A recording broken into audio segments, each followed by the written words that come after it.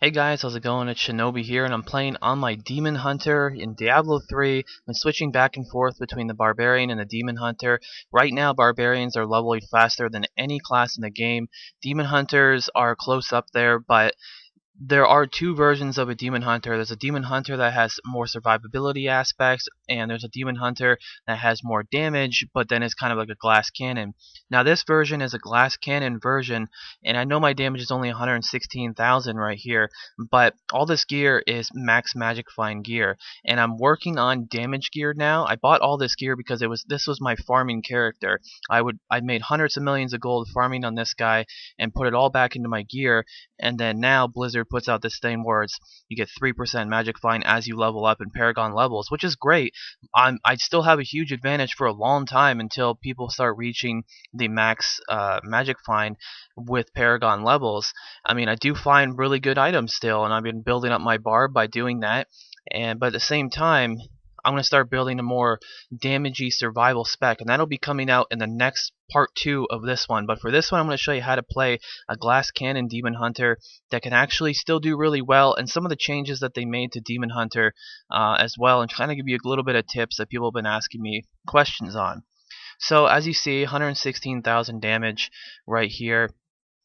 By the way, I'm going to have a bunch of demonstrations in the second half of the video. There's going to be an annotation on the screen. You can click it and you'll skip right to the second half of the video, so you can go straight to the demonstrations if you already know all the stuff about the specs. But so that just kind of help you out a little bit there if you already know that stuff. So the gear, how did I do the gear here? Well, like I said, max magic find just about everywhere. Try to get as much critical hit damage as I could and as much dexterity as I could while still having that max magic find. You can see my health is only 13k. Now for Act 1, that's very easy. In my opinion, if you are a Glass Canyon Demon Hunter, Act 1 might be where you want to be because it's just very easy mode. You just one-shot things. It's very easy, especially if you have max magic find like I do. I find a lot of really good amulets and reins and stuff like that. But if you have more survivability and more resistance, and you can take a hit or two and survive through it, then maybe Act 3 is going to be the best, because it is definitely the best XP overall.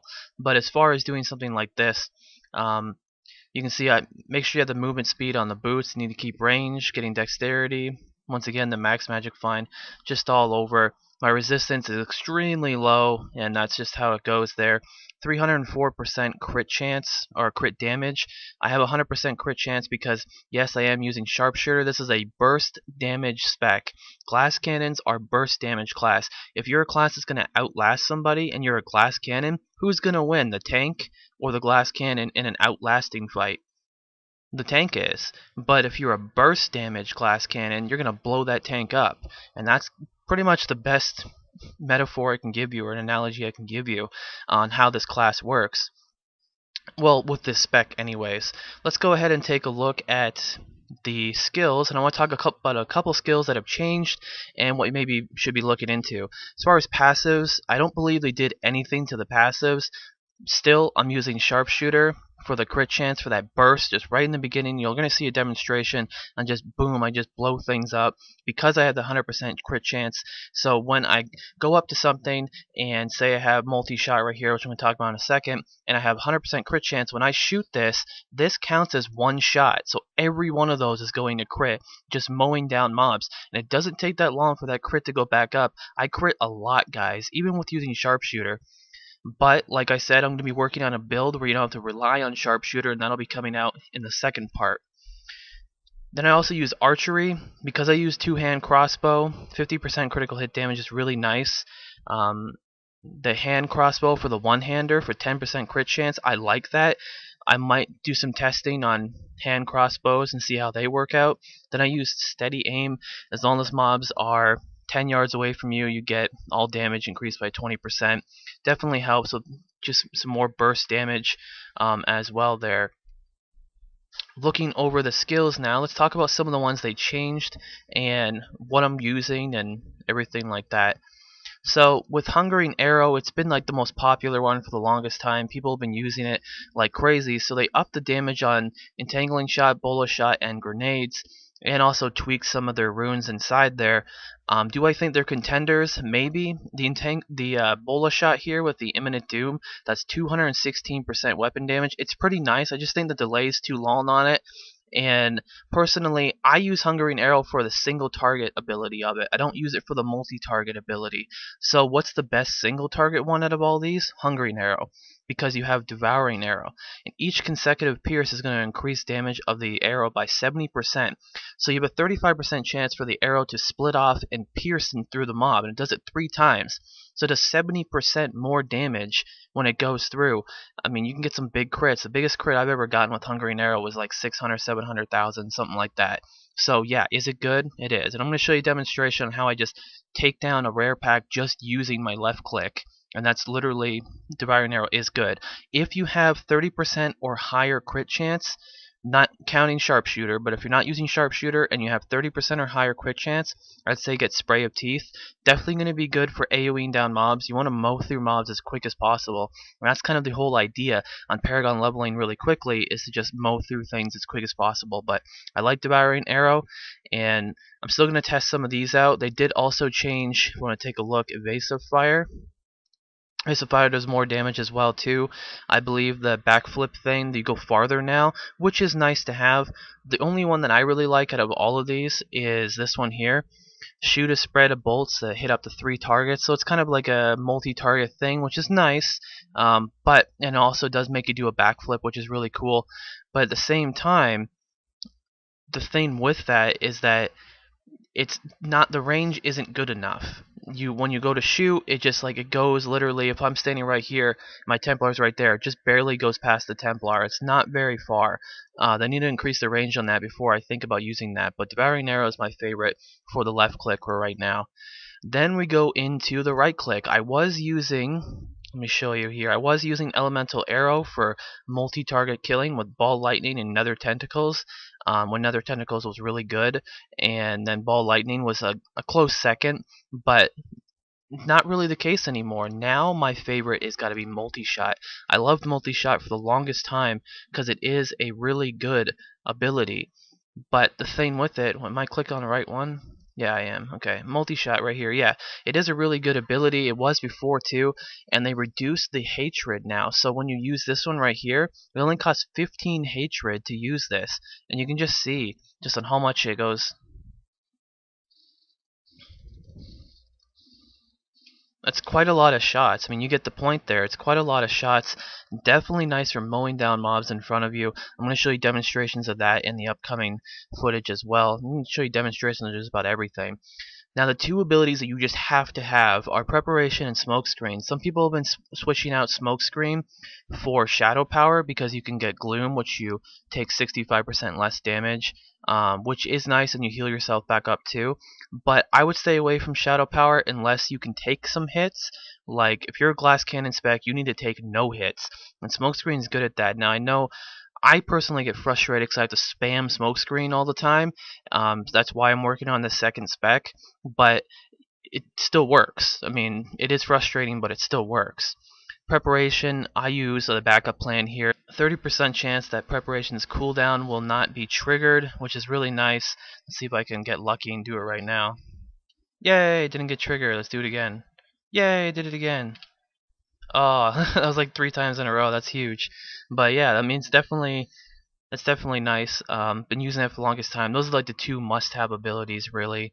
Then dropping down below, now with Caltrops. Now let's take. I've used this for the longest time too, and it definitely is a good ability. Before, what it said is mobs would take 45% weapon damage per second when they were on it. So now what Caltrops does is it's the same thing, but they just kind of worded it differently there. It lasts 6 seconds. I don't know if it lasts 6 seconds before. Maybe you guys know down below. But it does reduce the movement speed by 60%. And then as they run through it, every 1 second they take 45% or a total of 270%. So I think it's still generally the same, but it's still really nice. You'll see in the demonstration, I literally can solo mobs with just discipline. Then we have finally our biggest burst damage ability here. This is going to be for another single target / multi-target thing, because when you run into a rare pack, how many mobs are in it? 3, right? So 3 is not a really good number for multi-shot. You want to have a big group of mobs for multi-shot, so you need to have something that's mid-range, and that's perfect right here. Cluster arrows. They did up the damage on the loaded for bear, which it is pretty nice. I mean, some decent damage, but I think with just when you shoot the cluster arrow bombs, you're just going to be doing more burst damage, and it just seems better. They also changed Rain of Vengeance. It does like 5 times the amount of damage now. It's one of those cooldowns. It's only 30 seconds long instead of like I think 2 minutes from before or something like that. And it's something they want you to use, but I just can't really find a spot for it right now. I don't know what I should take out for it. I might take out the Caltrops for it. Who knows? But I mean, as a glass cannon, I don't think you should be using Rain of Vengeance. Maybe in the second half that I do, maybe that might be a better idea. But as far as right now, I don't see that being the option. They also did increase the damage on Impale. So 365% there for the last one, which is Grievous Wounds, which is the only one that I would use. And yeah, they did do that. I mean, I get some decent 300, 400k crits with that. It costs 25 hatred. It's not bad. Another single target thing. If, say, for instance, you weren't going to use the cluster arrow, you could possibly use Impale there. I think it'd still be nice and definitely be more than enough for Act 1. But yeah, so that's pretty much just a breakdown of all of these abilities here and pretty much my gear there. And now I'm going to run into the second half, which is the demonstration on showing you just how I do all this damage and how this works out really nicely and just the way that you can do it, so help you out as well. So I hope you enjoy that, and here we go. Alright, and the first demonstration I'm going to show you is multi-shot. Look at those crits there, look at that damage. You can see that, you can use it many times. You can clear through mobs really easily. I'm going to show you the second half of this right here. Definitely nice to have. You can see almost 200k, crits there. That's mainly because of my high crit damage. But, I mean, it is nice. I believe it actually shoots through this dampening shield, too. Like, it doesn't get disrupted because it's like an AoE thing. So it's pretty nice. I mean, yeah, you can do some damage, and even when it doesn't crit, it's still 50-60k, which one-shots any, trash mob in this area in Act 1. So can it be used in Act 3 as well? Yeah, it definitely could. I mean, I'd probably just increase my damage a little bit, but for it to be really effective. But that's pretty much it. So multi-shot definitely is really nice. I use it to just tear through mobs as quick as possible, and definitely one of the things that I really like. And I'll go down below here and you can see that I'll just keep taking out some more AoE mobs, and there you go. It's just real easy. It's 2 clicks, they're all dead. Pretty simple, nothing spectacular there, but yep, there it is. And now for Caltrops, I just want to show you some of this big damage it can do. You can see that my tank is actually doing his job, and my Templar is just over there killing stuff. But I threw down a bunch of traps, and I just run through and just keep throwing down traps. I'm just showing you how to. Typically, that's not how you would want to kill mobs, but I'm just showing you the damage that you can do on mobs. I mean, on trash mobs, it does a considerable amount of damage. You can see all those crits and everything like that. It crits very often, and I mean, for the cost of discipline too. Now I'm showing you on the Warden as well. Not really the best example. He spawns in a weird spot. Usually he spawns in the middle there, but you can see all I'm using as the traps, and he just keeps going down. So yep, Caltrops is still really good.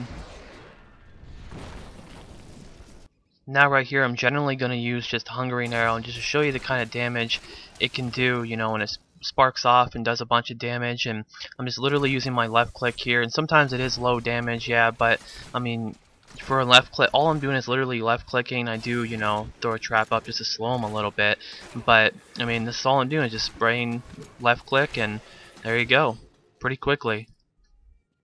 Now here we move on to Cluster Arrow with Cluster Bomb, which is my R ability there, just to show you some of the burst damage you can do. I mean, I blow 2 of them up really easily, really no effort at all, and especially when you have the sharpshooter in the beginning, you're just going to get all crits on those bombs. What the trick is, you're going to see on Butcher in a second, that when you're trying to shoot with the bombs, you have to make sure they all hit, so it can be tricky.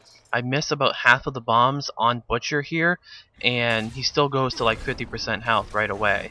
So there you can see, normally he goes down to about 10% health if you aim it just right, It is kind of tricky though, but yeah, you can blow them up really quickly. So yeah, I'm pretty much only using right click and left click here. That's about it, and that's all it really takes. And you can see I'm only doing damage with the cluster bomb and a little bit from the arrow, but yep, there's another one, and boom, there he goes. So pretty simple. And for a bonus clip here, I get asked all the time, how do you deal with reflect damage in your glass cannon? You just gotta time your smoke screen correctly. That's all you gotta do. You see I pull them together and I just time it, boom, you see all those big numbers? I would have one-shotted myself there. But that's a little tip for you. It's pretty simple, and it's just the most effective way to survive that without having a lot of resistance and everything. But I thought I would answer that question for you guys because you've been asking for it for quite some time now. And that'll do it for this episode, guys. I did put out 5 videos this week. Make sure you go and all check them out. And people say to me, they say, Shinobi, how do you do it? How do you have all the energy to do 5 videos in 1 week, to make all of them like 15 minutes or longer, to just really game for 10 to 15 hours or more per day? I gotta tell you, I am sponsored by Gung-Ho Energy Shots. They do send me product to try and test, and I give them feedback all the time, and they get feedback from you guys.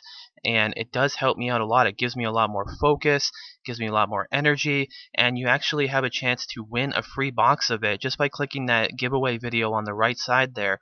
That's all you have to do, is just go there and hit like and leave a comment in the video. Be subscribed to the channel and you have a chance to win yourself a free box of Gung-Ho. The video right below it is a review of me talking about it, and just kind of if you want to learn more information about that, you can do that. Or you can go down below. I have a link in the description, and it pretty much, for this week only, you get 50% off and free shipping, and you can learn all about it right there as well. If you have any questions about Gung-Ho, I'd be happy to answer them in the comments below. But I hope you did enjoy this video, guys. Remember to hit a like and be subscribed, because I do a lot of World of Warcraft and Diablo 3.